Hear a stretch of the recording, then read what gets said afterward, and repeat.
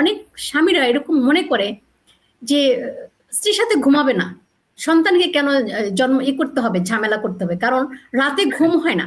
রাতে যখন তখন সন্তান চিৎকার করে, চেঁচামেচি করে, লাইট জ্বালায়, ওয়াইফ বাচ্চাকে ব্রেস্ট ফিডিং করে, পরের দিন তো আমাকে চাকরিতে যেতে হবে। তাহলে এই ধরনের কমপ্লেন গুলা করে এবং স্ত্রীকে কোনোভাবেই সাপোর্ট দেয় না। আসলে আমি মনে করি যে পরিবারের সদস্য তো সাপোর্ট দিবে, তবে সবচেয়ে বড় সাপোর্টটা আসতে হবে স্বামীর কাছ থেকে। স্ত্রী যদি 1 ঘন্টা পর পর ব্রেস্ট ফিডিং করে ছোট্ট একটা বেবিকে, তাহলে স্ত্রীর কিন্তু ঘুম হচ্ছে না।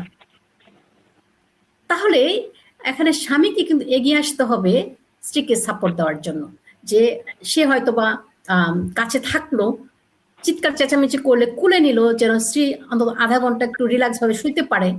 বা ছুটির দিনগুলোতে স্ত্রী যেন 2 ঘন্টা সময় ভোর রাতে ঘুমাতে পারে, সন্তানকে যত্ন নেওয়া, স্বামী যেন সন্তানকে যত্ন নেয়, বা শ্বশুর শাশুড়ি যারা আছে, যারা হেল্পিং হ্যান্ড আছে, তারা যেন সাহায্য করে। আমি এটা অনেক ইম্পর্টেন্ট মনে করি।